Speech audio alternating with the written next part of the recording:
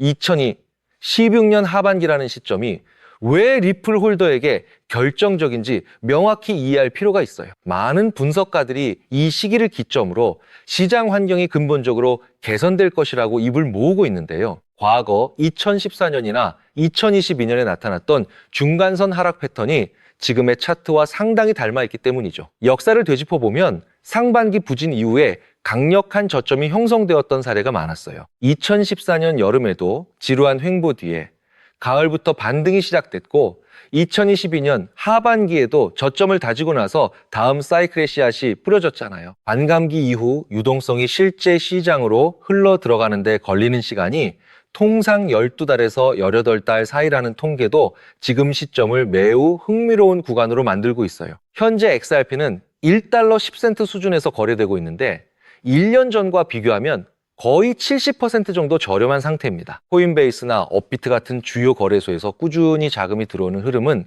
상당히 의미가 크죠. 특히 국내 원화 마켓 순매수 규모가 최근 5주 연속 늘어난 데이터는 개인 투자자들의 심리가 조금씩 살아나고 있다는 신호거든요. 미국 쪽 거래소에서도 기관 지갑으로 옮겨지는 대량 이체가 눈에 띄게 잦아지고 있어요. 온체인 데이터로 보면 100만 개 이상 보유한 지갑 수가 넉 달째 늘어나는 흐름이고 신규 활성 주소 수도 회복 국면에 접어들었죠. 거래소 보유 잔고가 지속적으로 줄어드는 이른바 순유출 흐름 역시 매도 압력이 줄어들고 있다는 강력한 방증으로 익히고 있고요. 투자자들에게는 지금이 오히려 낮은 가격으로 물량을 확보할 수 있는 기회란 뜻으로 익히기도 해요.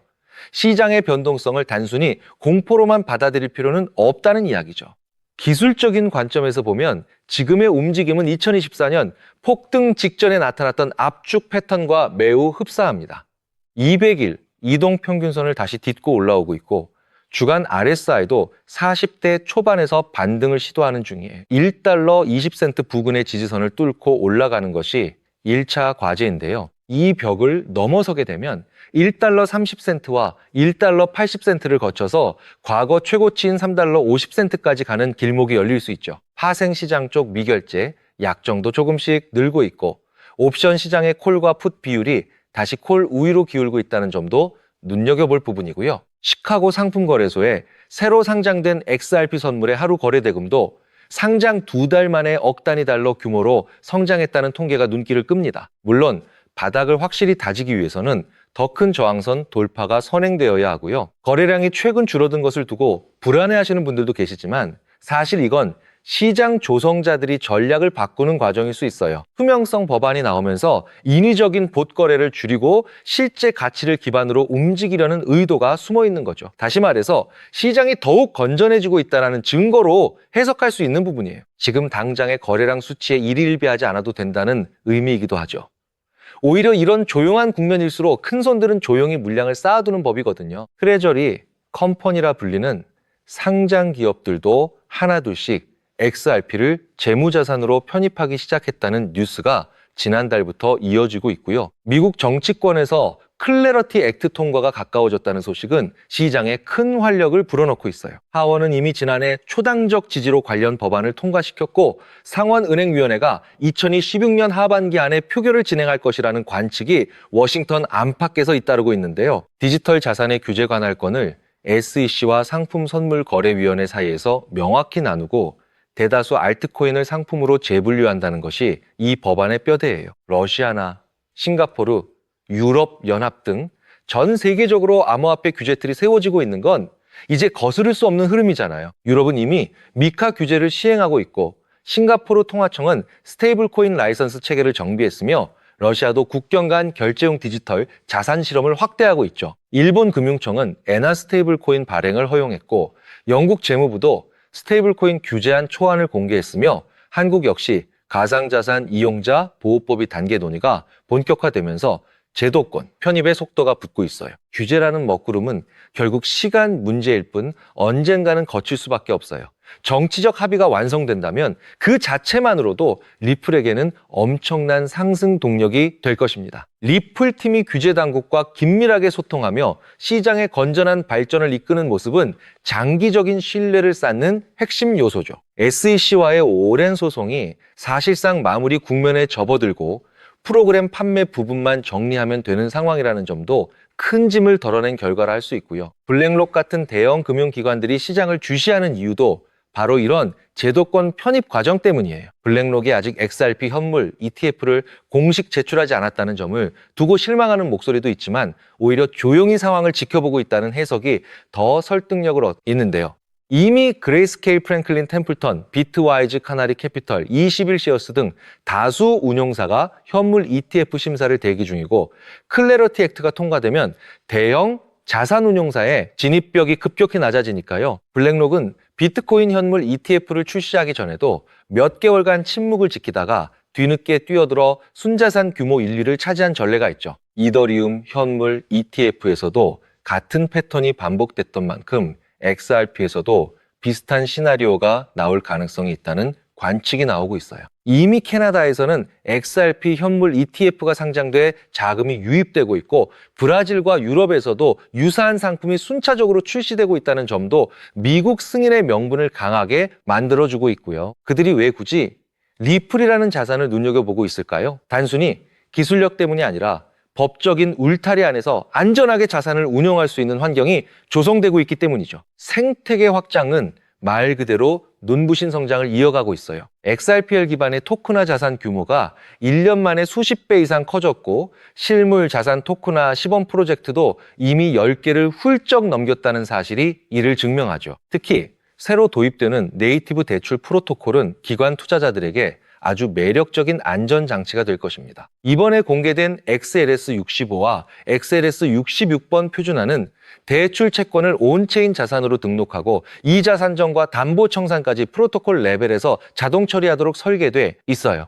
별도의 스마트 계약을 짜지 않고도 은행급 대출 상품을 발행할 수 있다는 뜻이고요. 스마트 계약의 취약점을 보완하면서 은행이나 핀테크 기업들이 안심하고 들어올 수 있는 길을 열어주고 있는 셈이죠. 실제로 두바이와 싱가포르 쪽 자산운용사들이 파일럿 참여 의사를 밝혔다는 이야기도 흘러나오고 있어요. 쉽게 말하면 예전에는 복잡했던 외환, 거래나 송금 과정이 이제는 블록체인 위에서 훨씬 효율적으로 처리된다는 뜻이에요. 리플의 온디맨드 유동성 서비스는 이미 필리핀, 일본, 아랍에미리트, 브라질 같은 주요 회랑에서 매출을 만들어내고 있고 알루에스디 결제와 결합되면서 결산 시간과 수수료가 극적으로 줄고 있죠. 리플 페이먼트 브랜드로 통합된 결제 솔루션은 최근 유럽 결제 라이선스까지 확보하면서 유럽연합 전역에서 정식으로 서비스를 확장할 발판을 마련했어요. 일괄 처리 기능이나 기밀 송금 같은 기술적 개선은 기관들이 가장 필요로 했던 부분들이었거든요. 이런 실질적인 기능이 더해지면서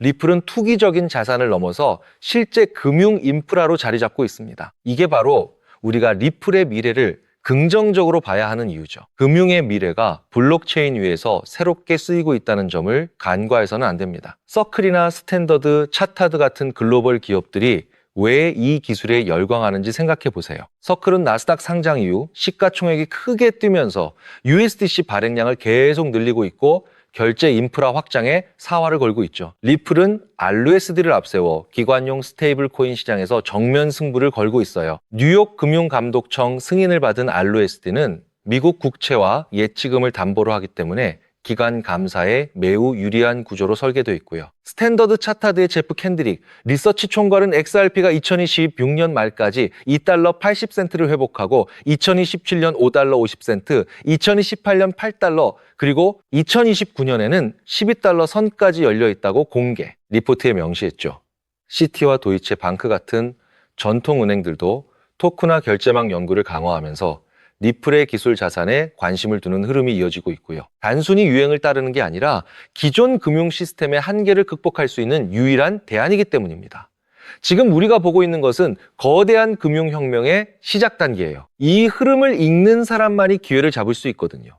가격이라는 좁은 틀에서 벗어나 리플이 가진 본질적인 가치와 생태계의 확장성에 주목해야 할 때죠. 각국 중앙은행이 진행 중인 중앙은행 디지털 화폐 실험 상당수가 XRPL 기술 스택을 참고하고 있다는 점 역시 리플의 잠재적 파일을 훨씬 크게 만드는 요소고요. 실제로 국제결제은행 산하 혁신 허브가 진행한 다자간 결제 실험에서도 XRPL의 원장 구조와 다리 자산 개념이 참조 모델 중 하나로 언급됐다는 사실이 이를 뒷받침해요. 묵직하게 물량을 지켜나가면서 아직 저평가된 관련 종목까지 함께 살펴보는 지혜가 필요합니다. XRP를 위해서 발행된 신흥 프로젝트나 결제 관련 인프라 종목처럼 아직 대중의 시선이 닿지 않은 자산이 사이클 후반에 급등하는 사례는 이전 강세장에서도 자주 볼 수 있었죠.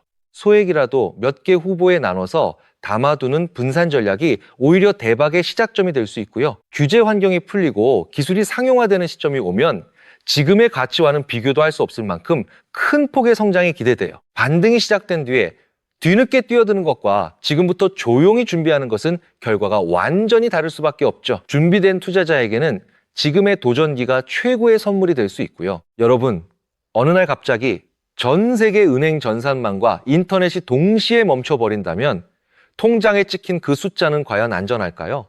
오늘 영상 끝까지 보실 가치가 충분해요. 제가 차분히 풀어드릴 이 한 가지 흐름이 앞으로 몇 년간 여러분의 자산 그림을 크게 바꿔놓을 수 있으니까요. 지금부터 조금만 집중해서 들어주시면 반드시 손해보지 않으실 겁니다. 그렇다면 이런 장세에서 어떤 코인을 주목해야 인생 역전 마지막 기회를 잡을 수 있을까요? 도지코인은 무려 400만 % 급등했고 시바이누는 단 1년 만에 9억 배나 성장했죠. 실제로 만원 투자하신 분은 20억 원을 벌었고 900만 원 투자자는 400일 만에 7조 원을 만들었습니다. 빚이 있거나 노후가 막막한 우리 서민들에게 다시 한번 기회가 온 시기인 거죠. 오늘 영상을 끝까지 보시면 단돈 10만 원으로 7억 원 이상 수익 가능성이 있는 급등 효율 뛰어난 투자처를 얻게 되실 거예요. 많은 분들이 코인 시장이 이미 너무 올랐다 생각하시죠?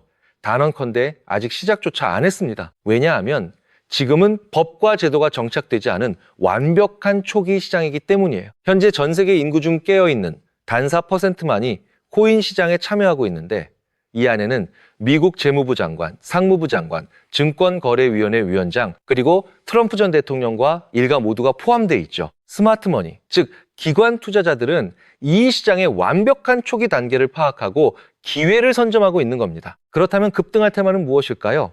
AI, CBDC, RWA, 같이 이미 모든 유튜버가 추천하는 테마에서는 관심을 거두세요. 우리는 시가총액, 3위 리플이 대체하려는 스위프트, 그리고 ISO 2002라는 차세대 표준 코드에 주목해야 합니다. 리플만으로는 큰 수익이 어렵기에 리플을 축적하면서 동시에 생태계에 저평가된 수혜주에 분산 투자해야 하는데요. 제가 추적한 결과 리플 관련 코인 평균 수익률은 무려 847%였습니다. 사로스는 3개월 만에 13,000% 급등해 100만 원을 1억 3천만 원으로 만들어줬고 코옴 역시 한 달 만에 580%, 플레이어 네트워크는 2달 만에 500% 대폭등을 보여주었죠. 리플과 기술, 연결고리가 있는 프로젝트일수록 독립적 급등을 보여주고 있어요. 스위프트는 200개 이상 국가에서 하루 5천만 건의 국가 간 송금을 처리하는 국제금융 시스템의 표준으로 무려 50년 넘게 군림해 왔습니다. 하지만 복잡한 중개은행으로 인한 높은 수수료, 며칠씩 걸리는 처리 속도는 디지털 시대에 전혀 부합하지 못하고 있죠. 이런 문제 해결을 위해 새 표준 코드 ISO 2002가 전면 도입되고 있는데요. 핵심은 블록체인 기술을 공식 수용한다는 것, 그리고 이 시스템에 리플 네트워크가 단독으로 채택되었다는 사실에 주목해야 합니다. ISO 2002가 전 세계에 사용되는 2026년 11월 22일이 도래하면 리플 네트워크가 스위프트를 점진적으로 대체하며 하루 5천만 건 거래를 처리하는 시나리오가 현실화되는 거죠. 여기에 또 다른 거대한 경쟁, 스테이블 코인 패권 전쟁도 있어요. 현재 중국계 테더가 시장의 70% 이상을 독점, 200조 원 중 140조 원을 통제하고 있습니다. 심지어 테더가 보유한 미국 국채가 독일이나 일본보다 많죠. 트럼프 행정부가 가만히 있을 리 없겠죠. 미국은 스테이블 코인 법안에 서명하며 100% 투명한 미국산 디지털 달러를 만들고 있는데요. 이 미국산 스테이블 코인이 글로벌 통용되려면 리플의 송금 네트워크가 핵심 역할을 하게 되고 관련 시장은 2028년까지 4천조 원 규모로 성장할 것이라 전망됩니다. 자, 이 두 변곡점에서 리플 생태계의 폭발적 성장이 예상되지만 시가총액이 무거운 XRP만으로는 시바이누 이상 수익률은 어려운데요. XRP의 보조 역할을 하며 급등할 숨겨진 코인에 소액 분산 투자해야 하는 이유입니다. 이 코인은 스위프트 구시대, 데이터를 해독해 리플 네트워크에 재조립하고 XRP 원장 진입로의 방어막을 구축하며 양자 컴퓨팅 시대 보안까지 책임지는 유일무이한 자산이죠. 송금 테스트도 완료된 상태이고 ISO 200이 이 도래 시점에 이 코인이 XRP보다 무려 70만 프로 이상 급등 가능성이 있다고 분석됩니다. 단돈 1만 원이 7천만 원, 20만 원이 7억 원 이상이 될 수 있는 거죠. 현재 이 코인 가격이 얼마냐고요? 믿기 힘드시겠지만 단돈 0.05달러, 우리 돈 약 70원에 불과합니다. 아직 빛을 보지 못한 원석과도 같은 존재예요. 저도 종목 이름을 영상에 직접 띄우고 싶지만 저의 정보가 유료 정보방에서 무단 판매되는 안타까운 일이 있어 부득이 공개는 못하고 있는데요. 이 기회는 오직 저를 믿고 함께 해주시는 구독자분들만을 위한 선물입니다. 화면 조회수 옆 더보기를 클릭하시면 파란색 구독자 100% 무료 정보 혜택 받기 링크가 보이실 거예요. 클릭 후 간단한 설문에 응답하시고 전송 버튼만 눌러주시면 남겨주신 연락처로 최대한 빠르게 공유해드리겠습니다. 컴퓨터로 시청 중이신 분들은 영상 아래쪽 동일한 링크에서 신청하실 수 있어요. 저는 여러분께 절대 금전을 요구하지 않습니다. 혹시라도 저를 사칭해 금전 요구하는 사람 있다면 즉시 차단하시고 신고해주세요. 제가 바라는 건 딱 하나, 구독과 좋아요. 그것만으로 충분합니다. 투자하실 때는 반드시 일상생활에 지장 없는 소액으로만 여유롭게 접근하시고요. 다시 없을 기회의 장인, 2016년 코인 시장에서 우리 구독자님들 모두 인생 역전의 기회 꼭 잡으시길 간절히 바라겠습니다. 시청해주셔서 감사합니다.